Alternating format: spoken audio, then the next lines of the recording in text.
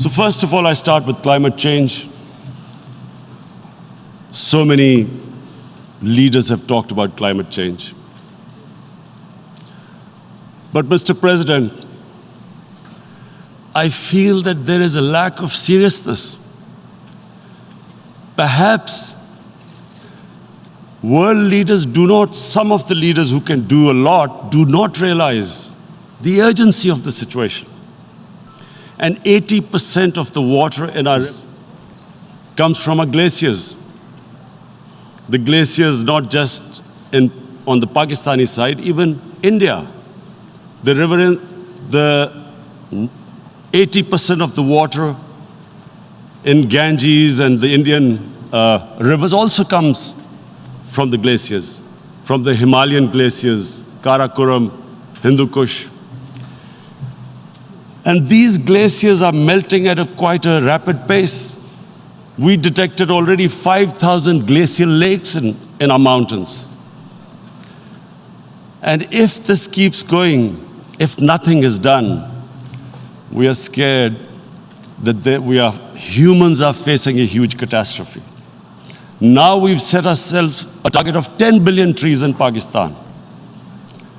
Idea being to counter this, the effects of global warming. But one country cannot do anything. This has to be a combined effort. अगर अभी तक आपने हमारा YouTube channel subscribe नहीं किया तो अभी सब्सक्राइब कीजिए news on clicks. How are we going to spend money on our human beings, 220 million people, when half the money is going into debt servicing?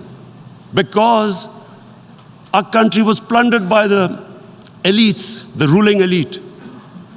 And easily they could get the money out. And when Mr. President, we located properties in Western capitals bought by this money through corruption and money laundering, located the properties of these corrupt leaders, we find it so difficult to retrieve it.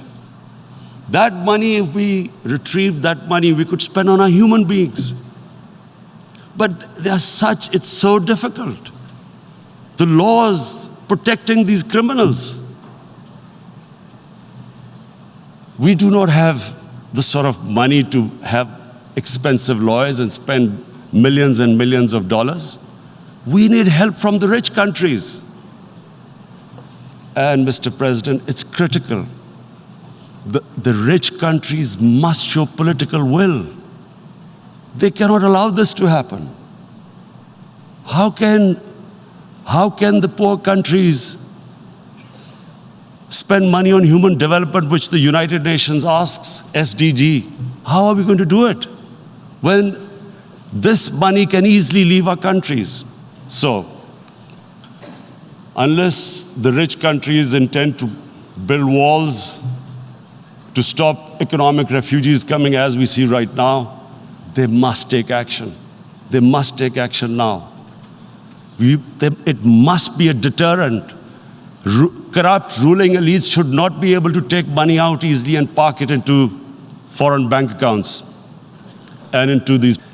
Islamophobia since 9/11 has grown at a pace where it is alarming. Human communities live together. There should be understanding amongst them. But Islamophobia is creating a division. Muslim women wearing hijab, it's become an issue. It's become an issue in some countries. Hijab is some sort of a weapon. A woman can take off her clothes in countries, but she can't put on more clothes. How is this happening? Because of Islamophobia.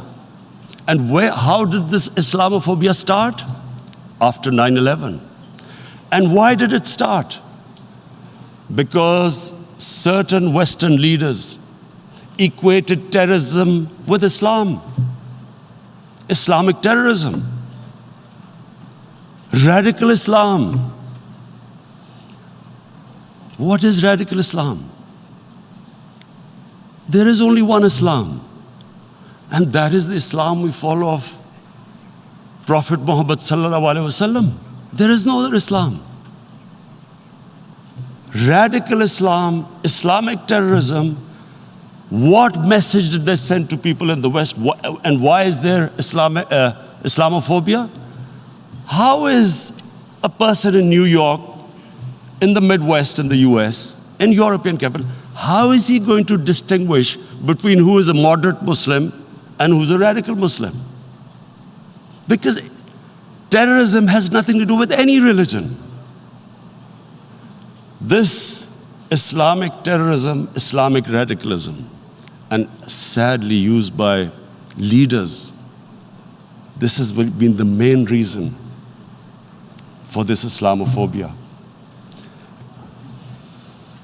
No one did research that before 9/11, the majority of suicide attacks in the world were by Tamil Tigers, who were Hindus.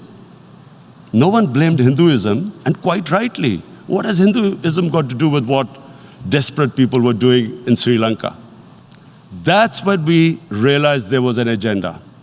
And that agenda became obvious on the 5th August when India went against 11 United Nations Security Council resolutions which say that Kashmir is a disputed territory.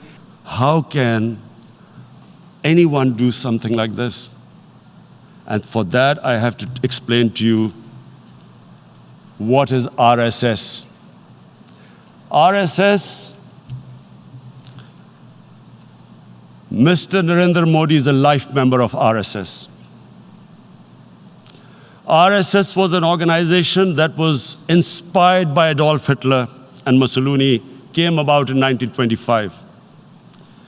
They believed in racial purity, racial superiority. They also believed they were an Aryan race like the Nazi believed they were an Aryan race. All that I'm saying can be verified. This is the time of information revolution. You can Google all this, what I'm saying.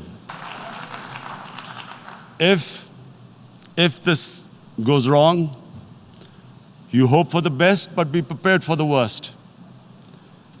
If a conventional war starts between the two countries, Mr. President, if a conventional war starts, and anything could happen, but supposing a country 7 times smaller than its neighbor is faced with the choice, either you surrender or you fight for your freedom till death, what will we do?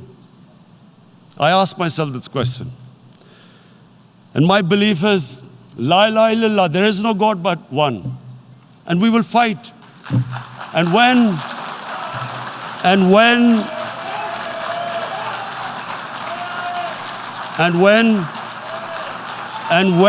a nuclear armed country fights to the end, it will have consequences far beyond the borders. It will have consequences for the world, which is why I repeat I'm here. Because I'm warning you, it's not a threat. It's a fair worry that where are we headed? And I've come here to tell the UN, you've got to, this is a test for the United Nations. You are the one who guaranteed the people of Kashmir the right of self-determination. They are suffering because of that. And this is the time.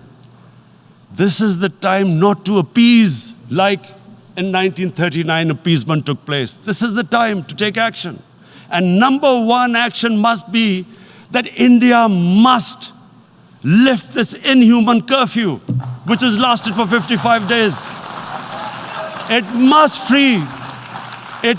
free all political prisoners, and especially those 13,000 boys that have been picked up. Parents don't know where they've disappeared. And then the world community must give the people of Kashmir the right of self-determination. Thank you.